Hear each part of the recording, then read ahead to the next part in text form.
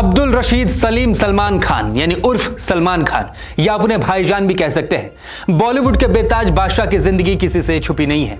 Being human charity foundation से लेकर hit and run case और काला हिरण के मामले तक, बॉलीवुड की दोस्ती दुश्मनी से लेकर दाऊद कनेक्शन तक, बॉलीवुड के दबंग बनने से लेकर लगातार फ्लॉप फिल्में देने तक, राजनीतिक विवाद में पड़ने से लेकर बाबा सिद्दीकी जैसे अपनों को खोने तक, सलमान खान की जिंदगी किसी रोलर कोस्टर से कम नहीं रही है। ऐसे में आइए हम आपको न्यूज़ 24 पे अब्दुल रशीद सलमान खान की वो अनसुनी कहानियां सुनाते हैं जो शायद ही आपने कभी सुनी होंगी। सलमान का जन्म 27 दिसंबर 1965 को इंदौर में हुआ था। बताया जाता है कि सलमान खान के पूर्वज अफगानिस्तान के पठान थे जो बेहतर जीवन की तलाश में एक बाबा यानी कि धर्मगुरु के साथ इंदौर आ गए थे। सलमान के दादा अब्दुल रशीद खान और उनके भी दादा अब्दुल लतीफ खान थे। उनके परिवार की 3 पीढ़ियां सेना में भर्ती हुई थी। लेकिन सलमान के पिता सलीम खान बॉलीवुड में आते हैं और उनके बाद 1988 में बॉलीवुड में एंट्री लेते हैं सलमान खान। 1988 से आज तक सलमान खान को 36 साल हो गए इंडस्ट्री में। सलमान ने कई हिट और फ्लॉप फिल्में दी, लेकिन क्या आप जानते हैं कि सलमान खान कभी भी एक्टिंग की दुनिया में आना नहीं चाहते थे। सलमान अपना करियर मॉडलिंग में बनाना चाहते थे। वो तो सलमान खान के पिता सलीम खान थे जिन्होंने उन्हें फिल्मों में जाने के लिए फोर्स किया। सलमान की पहचान उनकी दूसरी फिल्म मैंने प्यार किया है से बनी, जो 1989 में रिलीज हुई थी। फिल्म ने उन्हें रातों रात स्टार बना दिया। लेकिन इसके बाद भी सलमान खान को कोई अपनी फिल्मों में लेना नहीं चाहता था। लेकिन धीरे धीरे उन्होंने अपने काम और अपनी स्टार पावर से इंडस्ट्री में अपनी जगह बना ली और लगातार हिट दिए। ये वही दौर था जब सलमान खान की लव लाइफ सबके सामने आई। बताया जाता है कि सलमान खान उस वक्त संगीता बिजलानी के साथ रिलेशन में आए और उन्होंने अपनी शादी की डेट तक फिक्स कर दी थी। कहते हैं कि सलमान 27 मई 1994 को संगीता बिजलानी से शादी करने वाले थे और उनके कार्ड्स तक छप गए थे, लेकिन ये हो नहीं पाया। शादी की तैयारियों के बीच संगीता ने शादी तोड़ दी और बोला कि सलमान शादी करने के लिए सही चॉइस नहीं है। बाद में सलमान ने इस बात को माना था। बताया जाता है कि संगीता ने सलमान खान को सोमी अली के साथ चीट करते हुए पकड़ लिया था। सलमान को इंडस्ट्री में आए अभी कुछ ही साल हुए थे कि वो विवादों में घिरने लगे। सबसे पहला विवाद 1993 में सामने आया जब बॉम्बे में ब्लास्ट हुआ। ब्लास्ट के पीछे अंडरवर्ल्ड डॉन दाऊद इब्राहिम का हाथ था। इसके साथ साथ इसमें कई बॉलीवुड सितारों के साथ सलमान खान का नाम भी कुछ रिपोर्ट्स में आया, लेकिन ये कभी साबित नहीं हो पाया कि दाऊद के साथ उनका कोई सीधा संबंध था या नहीं। वक्त आगे निकला, 1998 आया। 1998 में उनकी सुपरहिट फिल्म हम साथ साथ हैं की शूटिंग चल रही थी। 1999 में फिल्म तो सुपरहिट हो गई, लेकिन इसी फिल्म से काला हिरण हत्याकांड में सलमान खान का नाम जुड़ गया। इसी मामले में सलमान खान को कई बार जेल में भी रात बितानी पड़ी। 12 अक्टूबर 1998 को इस मामले में पहली बार सलमान खान की गिरफ्तारी हुई। 5 दिन जेल में रहने के बाद 17 अक्टूबर 1998 को सलमान जमानत पर जोधपुर जेल से रिहा हो गए थे। सलमान के लिए 1998 का दौर बहुत मुश्किलों भरा था। अभी सलमान इस मामले में फंसे ही थे कि उनका नाम अंडरवर्ल्ड डॉन दाऊद इब्राहिम से भी जोड़ा जाने लगा। 1998 में एक ऑडियो टेप लीक हुआ जिसमें कथित तौर पर सलमान खान और अंडरवर्ल्ड डॉन दाऊद इब्राहिम के बीच बातचीत होने का दावा किया गया। इस टेप में यह भी कहा गया कि सलमान खान अपने कुछ प्रोजेक्ट्स के लिए अंडरवर्ल्ड से मदद मांग रहे थे। हालांकि इस टेप की प्रामाणिकता पर सवाल उठाए गए थे और बाद में यह साफ नहीं हो पाया कि टेप असली था या नकली। खैर, दौर था 1999 का जब सलमान ने 2 सुपरहिट फिल्में दी थी। पहली फिल्म थी हम साथ साथ हैं और दूसरी फिल्म थी हम दिल दे चुके सनम। उस वक्त तक सलमान सोमी अली के साथ रिलेशन में आ गए थे, लेकिन हम दिल दे चुके सनम के वक्त उनका सोमी अली के साथ ब्रेकअप हो गया और ब्रेकअप का कारण बनी ऐश्वर्या राय। सलमान फिर ऐश्वर्या के साथ रिलेशन में आ गए। सलमान ऐश्वर्या से बहुत प्यार करते थे और वो चाहते थे कि जल्दी से उनकी शादी हो जाए। ऐश्वर्या को भी शादी से कोई प्रॉब्लम नहीं थी, लेकिन उस वक्त ऐश्वर्या ने अपना करियर शुरू किया था और वो चाहती थी कि सब कुछ थोड़ा स्लो चले, जिस वजह से सलमान ऐश्वर्या को लेकर काफी पॉजिटिव हो गए थे। इसी वजह से मीडिया में खबरें आने लगी थी कि सलमान ऐश्वर्या को फिजिकली अब्यूज करते थे। जब तक ऐश्वर्या रिलेशन में थी तब तक उन्होंने इन सभी बातों को गलत बताया, लेकिन जैसे ही 2001 में उनका ब्रेकअप हुआ उन्होंने अपनी स्टेटमेंट्स पलट दी और उन्होंने बताया कि सलमान वाकई उन्हें पीटते थे, उनके पेरेंट्स के साथ बदतमीजी करते थे।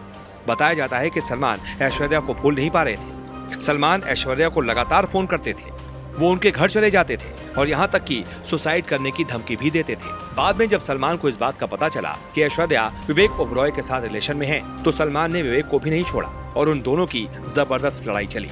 विवेक ओबरॉय ने इस पूरी घटना को लेकर एक प्रेस कॉन्फ्रेंस भी की थी, जिसके बाद ये आरोप लगता है कि सलमान के साथ लड़ाई ने विवेक ओबरॉय का करियर तबाह कर दिया। सलमान इस कंट्रोवर्सी से निकले ही थे कि वो दूसरी कंट्रोवर्सी में फंस गए। ये कंट्रोवर्सी थी hit and run case. Salman को इस मामले में गिरफ्तार भी किया गया, लेकिन उन्हें कुछ देर बाद ही बेल मिल गई। इस इंसिडेंट के बाद सलमान खान की इमेज काफी बदल गई। जहां एक तरफ वो स्क्रीन पर लवर बॉय प्रेम के नाम से जाने जाते थे, लेकिन वहीं रियल लाइफ में उन्हें एक विलेन के रूप में देखा जाने लगा। इसके बाद वक्त आता है साल 2003 का, जब सलमान की फिल्म तेरे नाम रिलीज होती है और सलमान अपने करियर की दूसरी पारी शुरू करते हैं। बताया जाता है कि सलमान को उसी वक्त उनका ब्रेसलेट मिला था। ये ब्रेसलेट सलमान के चाचा ने इंदौर से खरीदा था और सलीम खान को दिया था। सलीम खान ने सलमान के फ्लॉप होते करियर को देखकर उन्हें ब्रेसलेट गिफ्ट किया था। तब से सलमान ने ये ब्रेसलेट अपने हाथ से नहीं उतारा। उसके बाद सलमान खान लगातार हिट करते चले गए। साल 2004 में पीपल्स मैगजीन यूएसए ने उन्हें दुनिया का 7वां सबसे खूबसूरत इंसान बताया। बताया जाता है कि ऐश्वर्या से ब्रेकअप के बाद सलमान 2003 में कटरीना के साथ रिलेशन में आए।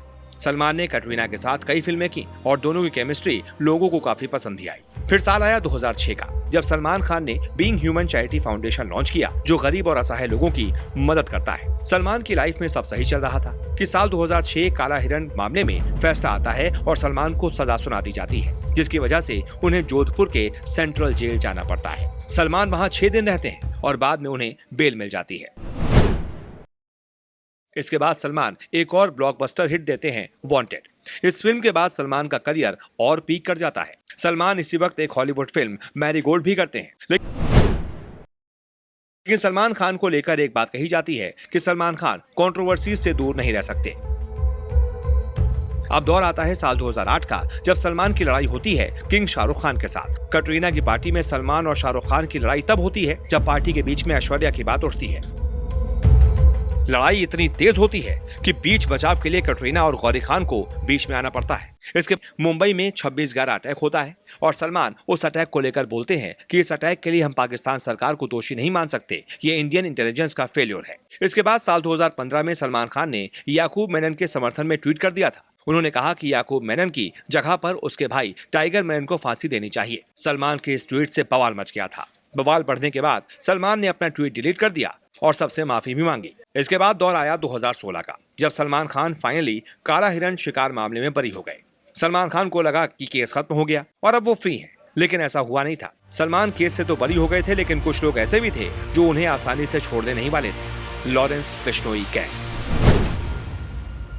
अब सलमान की जिंदगी में एंट्री होती है बिश्नोई गैंग की। गैंग ने सलमान खान को खुली धमकी दी कि या तो सलमान माफी मांगे, नहीं तो उन्हें मार दिया जाएगा। इसी कड़ी में सलमान खान के घर के बाहर फायरिंग भी की गई और हाल ही में उनके सबसे करीबी और एनसीपी नेता बाबा सिद्दीकी की गोली मारकर हत्या कर दी गई। हालांकि अभी तक इसका कंफर्मेशन नहीं आया है कि हत्या के पीछे लॉरेंस बिश्नोई गैंग का ही हाथ था, लेकिन बताया जाता है कि सलमान को चेतावनी देने के लिए यह हमला किया गया था। बाबा सिद्दीकी की मौत पर सलमान फूट फूट कर रोने लगे थे। सलमान बाबा सिद्दीकी के बहुत करीब थे। सलमान के बुरे वक्त में बाबा ने उनका साथ दिया।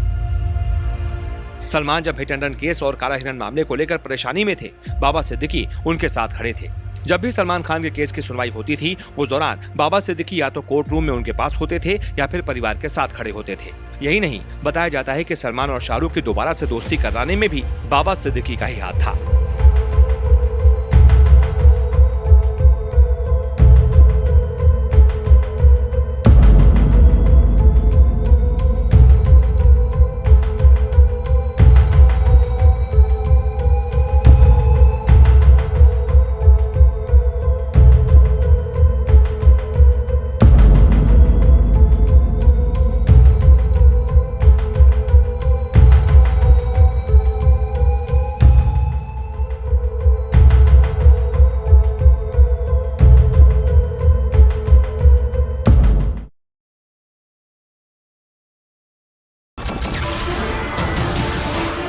नमस्कार, मैं हूं मानक गुप्ता। अगर आपको हमारा ये वीडियो पसंद आया हो तो इसे लाइक और शेयर जरूर करें और हां, हमें सब्सक्राइब और फॉलो करना ना भूलें ताकि आप देश और दुनिया की कोई खबर मिस ना करें। तो जुड़े रहिए हमारे साथ और देखते रहिए न्यूज़ 24।